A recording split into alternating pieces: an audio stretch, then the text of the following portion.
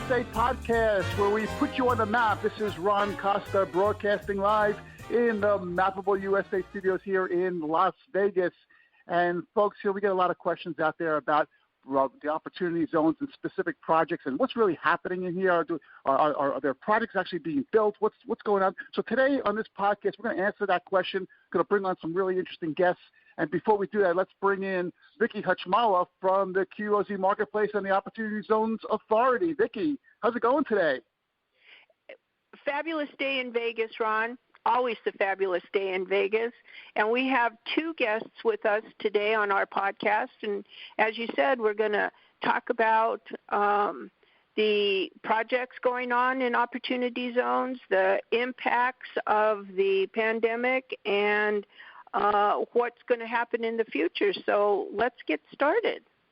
Absolutely, and folks familiar with the program know this first guest is a repeat guest. He's been on our podcast before, so let's bring on Edmon Rakipi again. Edmon's the Chief Investment Officer over at OppZone Capital. Edmon, how's it going over there where you are? Great. Thank you very much. Another beautiful sunny day in Florida. Appreciate you having me back on. Yeah, and then we're really psyched to welcome a great guest. We've got Michael Williams. He's a director for 60 West Family Office. Michael, you out there too? How you doing? Hey guys, doing great. Very excited to be a part of this and very much looking forward to this conversation, and thanks for having me. Absolutely. A lot of people say in Opportunity Zones, they're saying, show me different things. And I believe you're out in Missouri, right? There's the Show Me State? You are correct. So I'm sitting here in Las Vegas and Florida wondering how I got left out of all the fun. But, yeah, you really kind of that fits our family. Well, Michael, we still are allowing people to move into Vegas, so, you can always pack and come. Yeah, that's pretty appealing, especially right now. Well, before the podcast, we were just talking about how hot it is here in Vegas, and it's a dry heat and everything. So, to each his own, I guess. But, as we get started on this podcast today, let's just go over real quickly. Edmon, why don't you just give us a little bit of background on yourself again and OppZone Capital and what you guys are doing? Yeah, absolutely. So I am the co-principal and chief investment officer at OppZone Capital. We are we wear many hats in the opportunity zone space. So we are a fund sponsor, a fund manager, and we provide advisory services for developers and other fund managers in the opportunity zone space. So got a great team of financial professionals as well as real estate professionals, and we try to touch on every aspect of the opportunity zone space that we can to make sure that the program is as successful as possible in these next coming years. Yeah, and when you were on before, so much has happened over the last, I don't know how many months it's been since we had you on the show, but I know you guys have been doing a lot of work and you have a lot of projects out there. And I guess before we get into that, maybe, Michael, maybe you could do the same. Can you just tell us about your background a little bit and what 60 West is? Sure. So as mentioned, I'm director for the 60 West, and really my role consists of raising outside capital that we accept into deals that we have going inside our family office. Really our core focus area inside the family office, and to give a little background, it's basically a two-family family office. So we represent two families.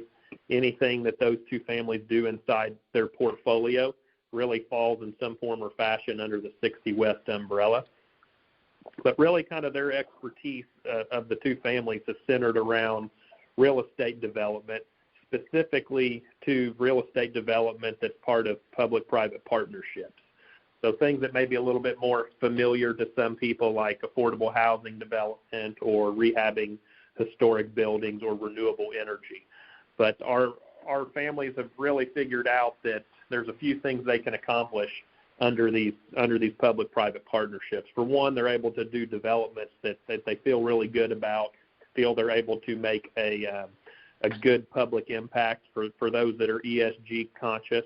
That's most, if not all, of what we do inside our portfolio will fall under that category in some form or fashion. And we also like focusing on developments that come with tax incentives. So we like to be as tax efficient as we can. Everything we do inside our family office, we measure an after-tax return. And if there's a way to parlay incentives from the government into some of these developments that we're focusing on, that's where we really feel that we excel and maybe separate ourselves from most other developers. Well, you must be doing cartwheels over opportunity zones then, because, boy, that program sounds it's right up your alley for that kind of perspective, huh? Yeah, very much so. You know, when the program first came out, a lot of people, you know, the initial reaction was, hey, this is the greatest thing since sliced bread. You know, where else can you go invest in real estate and get these extra tax incentives? And, you know, in our world, it wasn't really anything new. You know, we've operated in a lot of programs that provide those incentives. The big difference was that this was a program that really, that you know, the target for these really was more an individual taxpayer, where traditionally a lot of the other programs that exist, there's obstacles that allow most individuals to be able to participate. They're really kind of targeting more, you know, your larger public companies and C Corp type taxpayers. So wasn't really anything new and crazy to us, but I can assure you that with our background, our eyes opened wide right from the beginning when we saw the legislation come out. Absolutely, absolutely. How about the areas of the country? Do you look in one particular region, or are you nationwide? Yeah, it's a great question. So if you look at our portfolio, and you know, in our portfolio, you know, the two families have done a little over $4 billion of total development. Probably the area that's least represented on that would be our home state of Missouri. So really what I would tell you is we're kind of agnostic to location. We've developed everything from Hawaii to Massachusetts and even a couple, you know, we've done some deals in Puerto Rico. So really agnostic. We do have a large southeastern focus. If you look kind of at our historical portfolio, and also a pretty heavy West Coast presence. But again, we're really deal driven, and we feel we've got you know, some of our core competencies allow us to be very flexible, and we find good partners and are able to do deals really you know, coast to coast. Do you find certain areas to be more conducive to projects in opportunity zones and others a little bit more difficult to operate in? The answer is absolutely. And I wouldn't even say that that's unique to just opportunity zones. You know, a lot of the kind of differentiators we're looking for, you know, even with opportunity zones, it's not just, right. First off, let me kind of back up. One thing I would tell you is our family office, when we hear and talk about opportunity zones, it's never a leader for us to go target a project. So when we underwrite inside our portfolio, we're going to underwrite every deal we do just as if it was not in an opportunity zone. If opportunity zone, if it does fall in an opportunity zone, great, then there's some extra incentives there. But, you know, I always, and you're kind of hitting here on a little soapbox item for me. You know, one issue, you know, that I've seen kind of in, you know, with opportunity zones in the program is everybody's tried to talk about opportunity zones and not so much talk about the deal.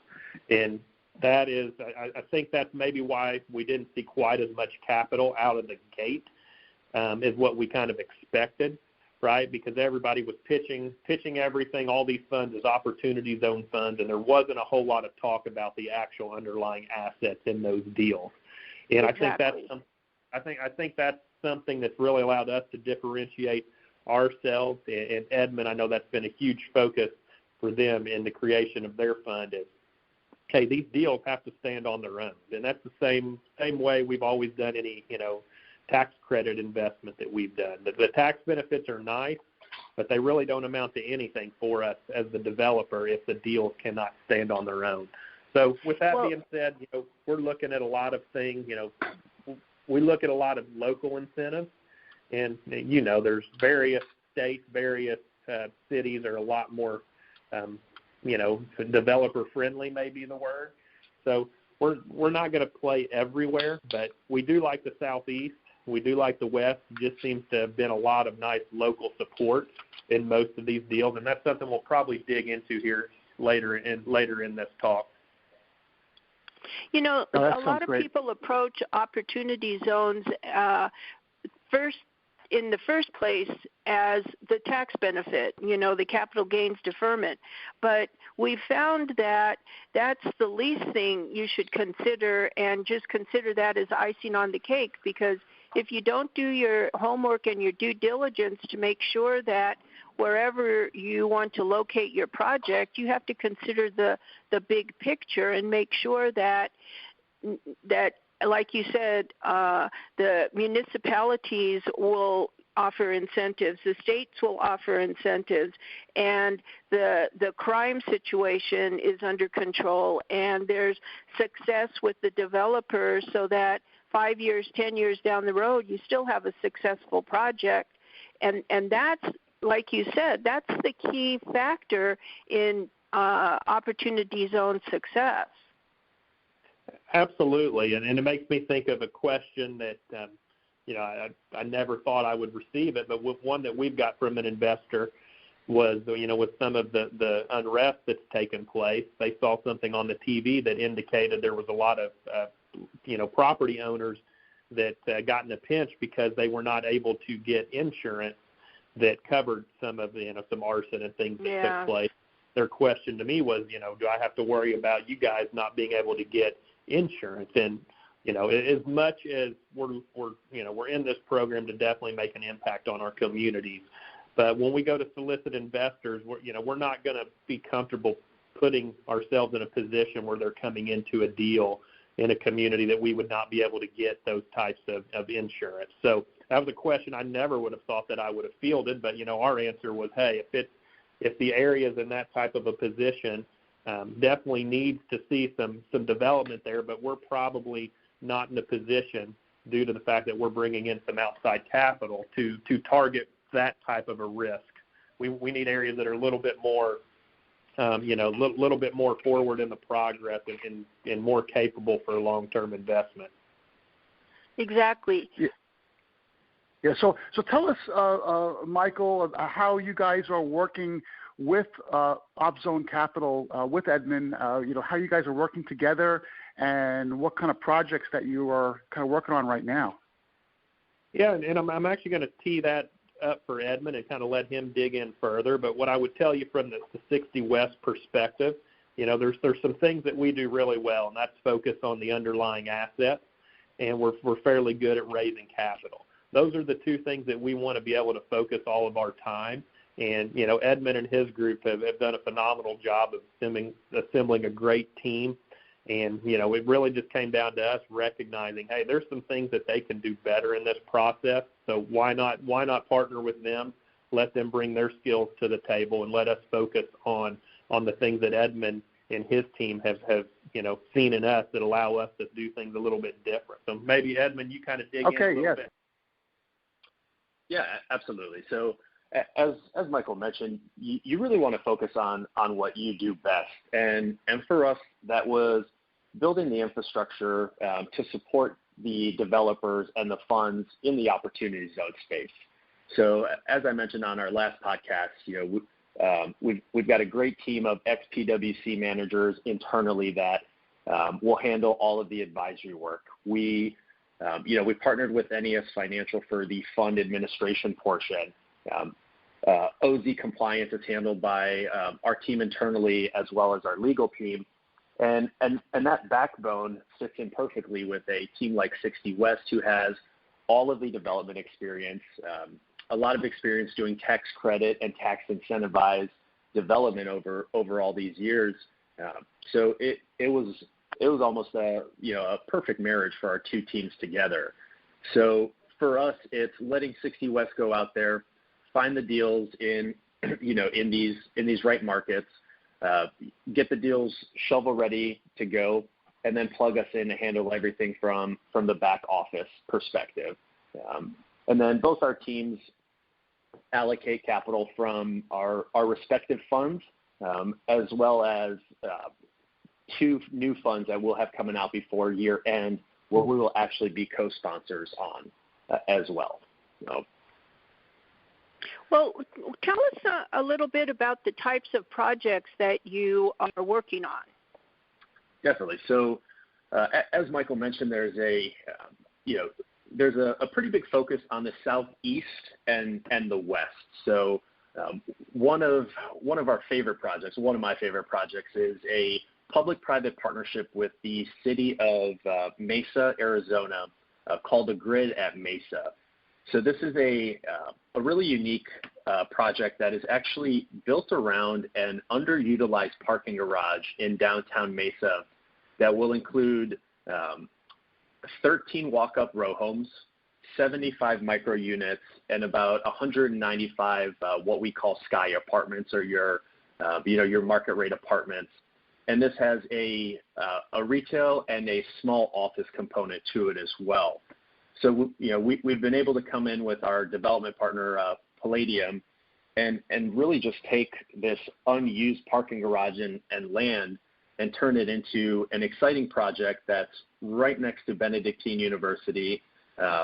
We could throw a rock at ASU's new 100,000 square foot innovation and technology development that's going on there. And it's just a really, really exciting project for us. And then that's interesting. It really is. The development team that 60 West put together over there has deep roots in the community there, and they just did an amazing job really planning out this project and bringing bringing that vision to life for the city of Mesa. Oh, yeah, and it's kind of recycling something that's not being used into something that's more viable for everyone. Absolutely. Absolutely. Yeah, Edmond, something I would add here, kind of to one of Vicky's earlier points, I would just kind of acknowledge the city of Mesa on this project. You talk about, some areas that may be a little bit more conducive for this type of thing. The city of Mesa has wanted to see this project happen, and they've been, a lot of times people complain about having to work with municipalities, but they have been phenomenal on this project.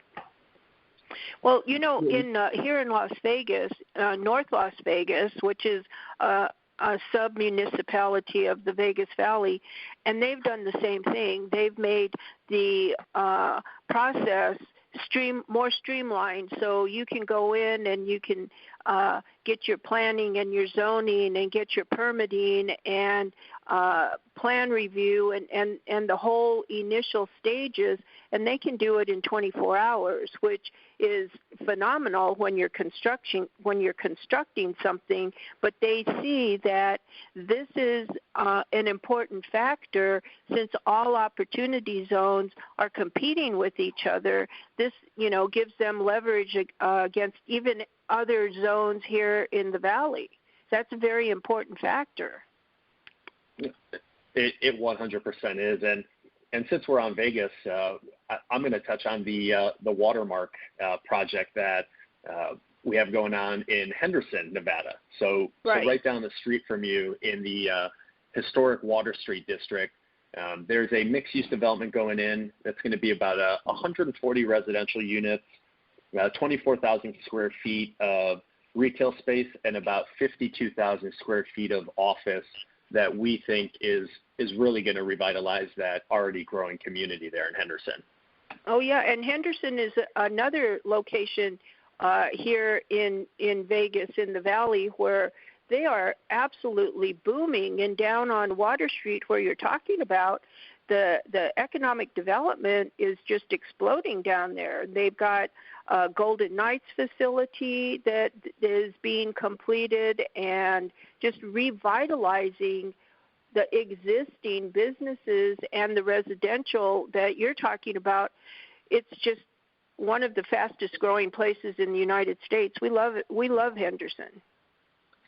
Absolutely. And the development is actually right across the street from where they're putting in that new Knights facility, the training facility. So we can literally walk over. Yeah. So, go ahead, Ron. Yeah, sorry. I was going to change the subject a little bit, but I was going to say that another asset class that a lot of people are building seems to be like a senior living or that kind of thing, assisted living. Do you guys get into any projects such as that?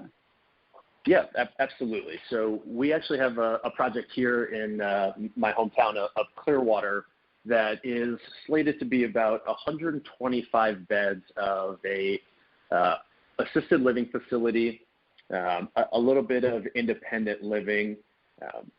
one thing with COVID that we really started taking note of regarding any type of senior living is really the design and layout of the facilities to be conducive to keeping everyone safe that is in these.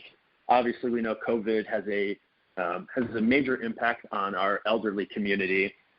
So we're looking at things with our developer there, such as the copper handles, keyless entry, so you're not having to touch door handles or doors as you're coming through, because we all know that the need will always be there for these types of facilities, and we just need to make sure that they're the cleanest and safest facilities, so people feel good about putting their mom or dad in them. So that's another project we're really excited about. So do you feel like there's been an impact to opportunity zones from the virus pandemic? I do. So I'll touch on it a little bit, and then Michael, I'll let you give your thoughts. I'll look at it a little bit more from the investor perspective. We saw a pretty big uptick in interest at the beginning of the COVID-19 pandemic, and I think a lot of that stemmed from investors not wanting to tolerate the volatility of the equities markets at the time. I mean, if you look, all it takes is one statement from either the Fed or our administration to swing the markets up or down 1,000 points. Yes, exactly. And a lot of the investors are saying, you know what, let me take my gains and deploy it into a real asset that I feel better about. I can see it, I can touch it, and I don't have to worry about such widespread volatility. Michael? Yeah, it's definitely had an impact. I mean, if you want to kind of look at the the negatives, it's created some uncertainty, which two ways to look at that. Most people, investors don't like uncertainty. From our perspective, we like it a little bit because it usually creates some opportunity, and there's definitely been some opportunity. As the developer, we've been able to now go chase some lower debt rates. So the biggest probably negative for us was there was just kind of a freeze of the debt market, which, created a little brief kind of, let's sit back here and wait. Fortunately for us, one of our advantages, in my opinion, is the fact that before anybody ever sees a deal that we're taking out, we've already got the deal taken down, and we've got our own principal capital in the deal. So it really put us in a nice position in our deals where we weren't in a rush to make any rash decisions. We could kind of pause and just let some things play out. Allowed us to go find some cheaper interest. Also, probably a little bit more impactful, allowed us to go get some cheaper construction costs. I mean, costs were just very, very high going into it. So there's kind of been a silver lining in our opinion. And it's also just, I think it's kind of shifted the narrative a little bit where people viewed opportunity zones, oh man, it's a 10-year investment, that's a long time, to now all of a sudden they're saying, well, hey, maybe opportunity zones, maybe it's a good thing that it's a 10-year investment. So you look at kind of some deals, we've had some hotels in some of our deals, and, our thoughts been, and I know Edmon will want to talk on one here that we're doing at Kempton in Greenville, but, initially it was, hey, do we shift and go back to multifamily, which was the original, kind of thought process. And ultimately we said, look, it's a 2-year development. We start running the metrics and looking at the numbers. We feel hotel is the best decision on that project. So it's really, fortunately for us, we've been in a position where we could kind of pause and assess things. I know not everybody's had that luxury, but, I think that highlights some of the things that you need to look at when you look at these OZ funds and you need to see who the players are.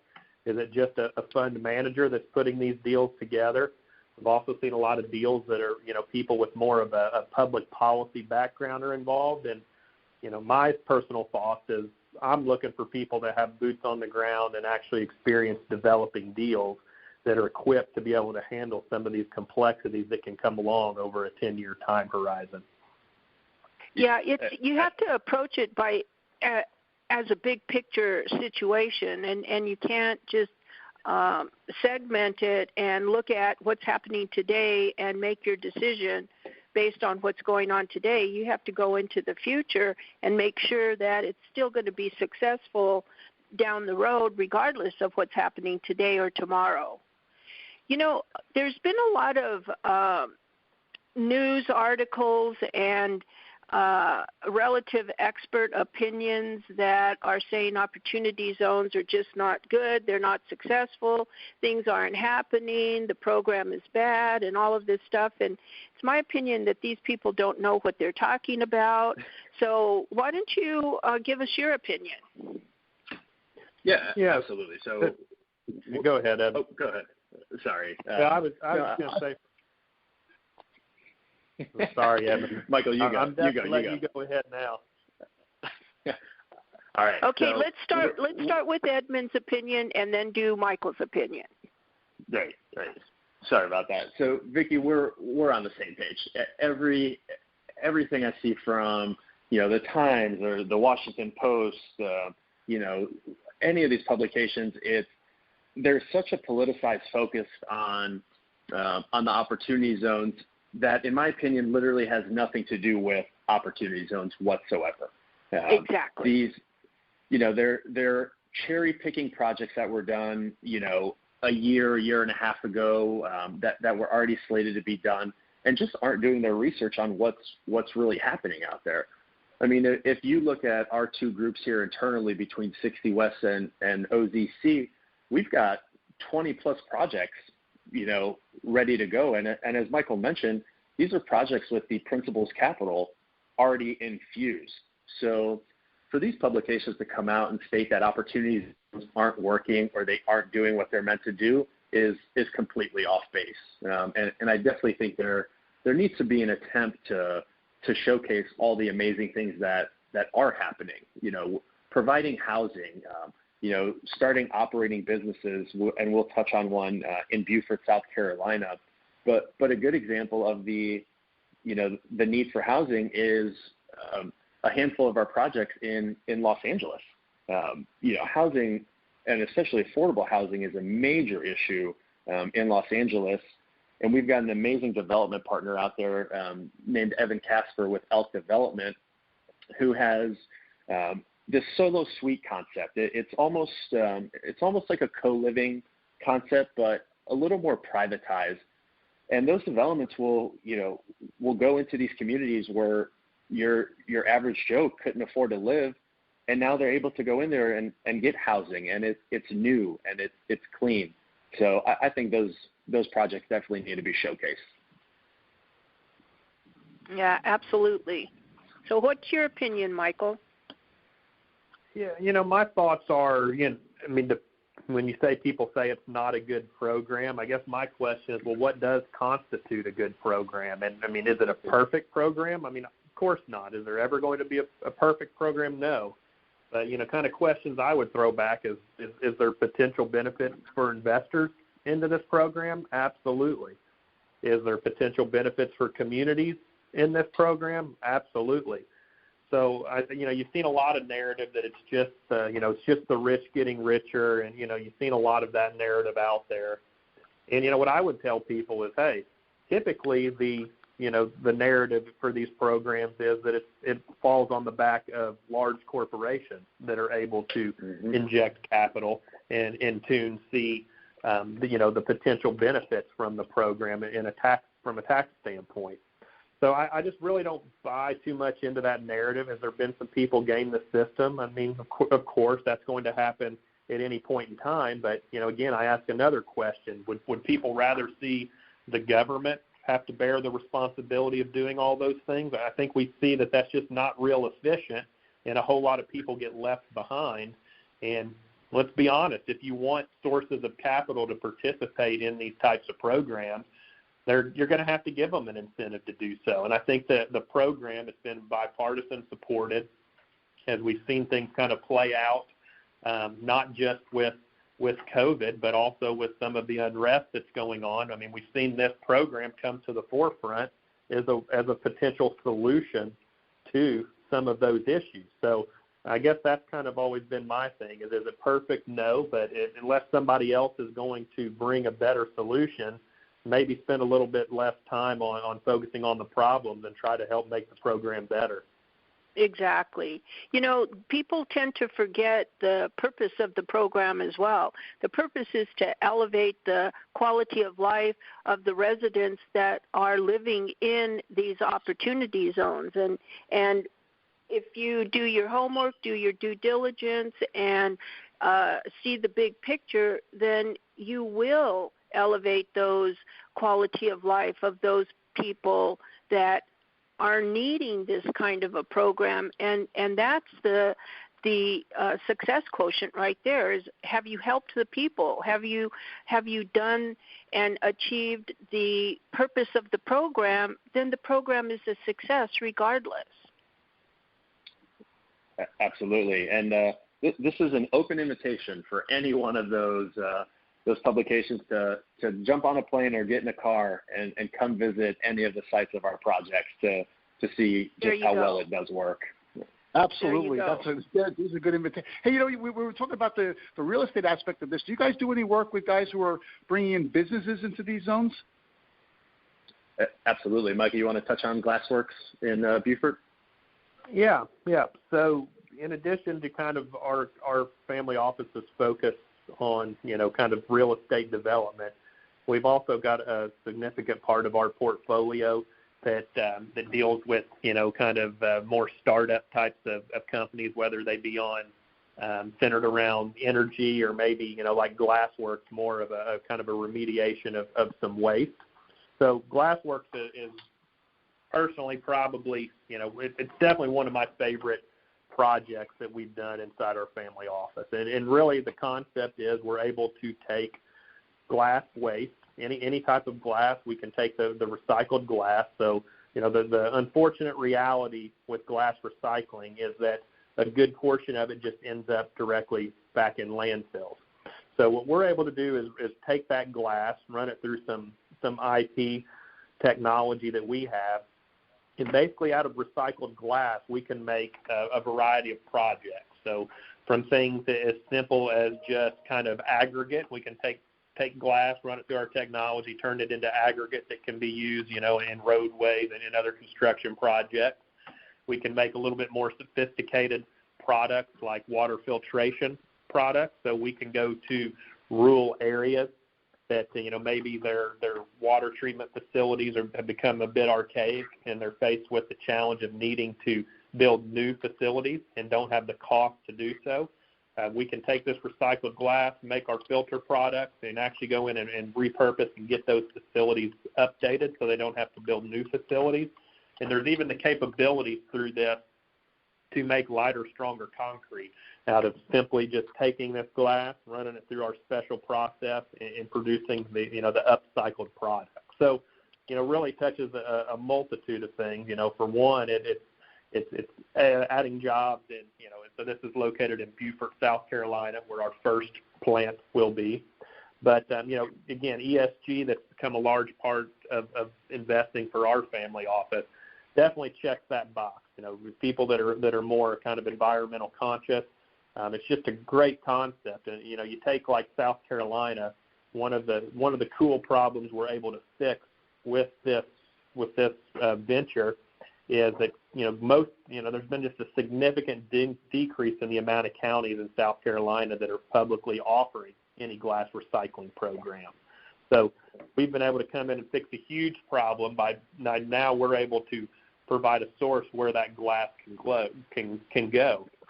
And as you probably hit on here, it's nice because there's just a pretty easy access to our initial input in the form of this glass. And rather than it just go in the landfills, we're able to upcycle it and repurpose it and make really a multitude. I mean, it can be almost overwhelming the various ways that you can repurpose that glass. So, again, something I'm very excited to be a part of, and something that's a little bit different.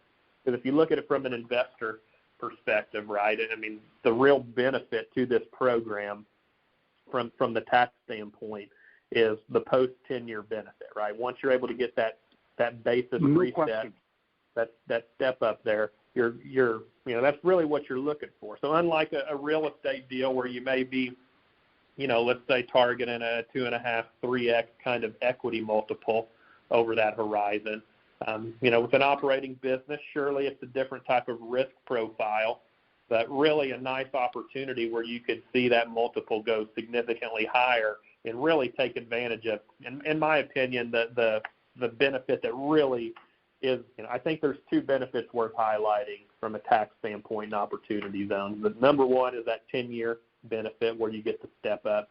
Number two, that doesn't get talked about a lot, is the lack of depreciation recapture. So highlighting back to that first, that 10-year benefit, operating business, it does half of what this thing should be doing. We're in a really good spot, and just a different type of kind of highlights again our flexibility that we could put that particular we've got at least 30 sites identified, 30 markets that make sense for that glasswork concept, and it's nice that we can take that and put it in an area that isn't an opportunity zone and just kind of drive those benefits a little bit higher and create some jobs in that market. Yeah, I really like that idea of the businesses and the opportunity zones. It's like, if you build a multifamily with 300 doors, you can't get revenue from, let's say, door 301, right? It's 300. That's what you're going to do. But with a business, you can grow that thing to be a monster. And with the tax benefits that you just mentioned, it could be a huge home run for these communities. So I'm on board with that big time. That's a great example right there. Great example. Yep, it is. I do want to reiterate one thing. It goes back to, I strongly encourage people, you've got to underwrite these assets, right? If that business doesn't do what it's supposed to, then, I would ask people, well, what tax benefits are you held with then? I mean, the answer is none, right? So, again, that's great potential. It's something I'm very excited about, but I think it stresses to investors. You need to, I'm not saying you need to be experts at underwriting these deals, but you need to make sure that you have, and your advisory team, people that are capable of digging in and getting you answers to these questions that you may have. Yeah. I have one more question for you, Michael, on the 60 West. 60 West is basically, it's a family office. So you guys really aren't concerned about getting investors per se. You're more looking at this point to always be on the lookout for deals and real estate acquisitions and things like that. Am I correct in thinking that? Yeah, that's correct. So if you kind of look at our kind of historical story, we've traditionally not allowed much outside capital into our investments. We've always kind of done the, like you said, the show me state. All we know is to show results. And we've always said, hey, we want to bear that risk, and we hope to make that upside. And we've had a very good track record of that. The thing with opportunity zones, what's appealing is this program's allowed us to outsource capital from these investors that are, a lot of them are interested in these tax benefits. And it does exactly what you're alluding to. It allows us to touch more deal flow and increase our footprint, grow our ESG portfolio, and just really get into some of that pipeline that we've developed. Okay. And then lastly, for Edmon, last of my questions at least, you touched upon earlier in the podcast that you guys were creating your own fund now, your Opportunity Zone Fund. Is that something that's available for investment right now, or are you still working on that? Yep. So it is available for investment, and that's our OZC Southern U.S. REQOF. And one of the investments that is housed inside that fund is actually the grid that we mentioned earlier in the podcast. And I would say before the end of this year, probably within the next few months, you will see the co-sponsored funds between 60 West and OppZone Capital hitting the market. And they'll include a couple of the projects that we touched on here, and a magnitude of other ones that we didn't have time to cover today. Yeah, that's great. And we, of course, we added that fund to the QOZmarketplace.com. So if anybody wants to go there, do a search on that. There's all the information for the fund there. And I'll link it in the show notes and everything else that we talked about today. Is there a way where someone can get a hold of you personally, email, phone, or website? How do you like to be contacted? Both of you. Let's start with Edmon. Yeah, absolutely. So anyone can email me directly at edmon@OppZone-capital.com. Always available.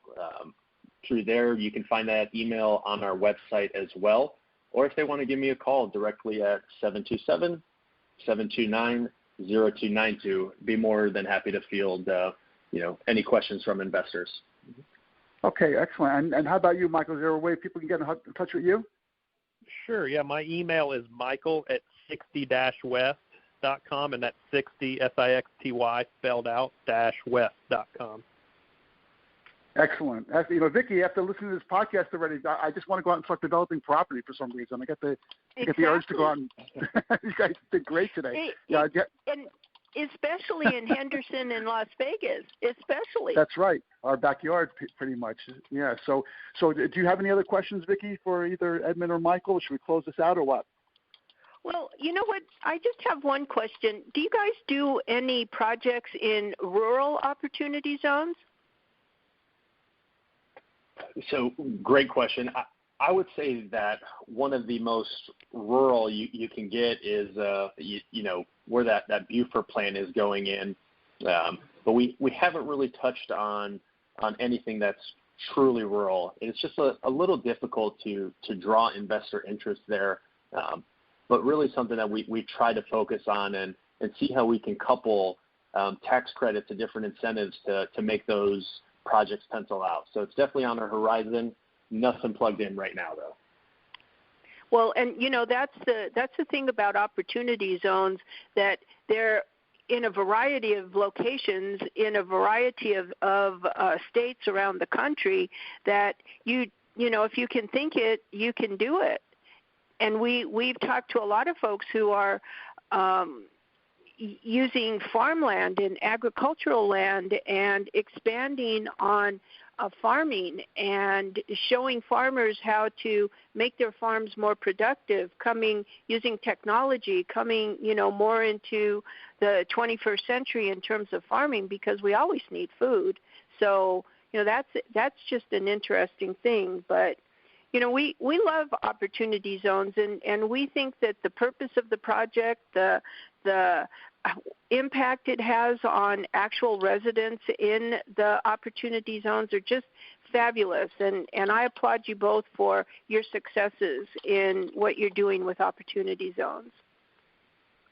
Thank you. Really appreciate it and appreciate your time. Absolutely. And as for you too, you guys, I know you're both busy, and we really appreciate you taking your time out to speak to our audience and be on the show.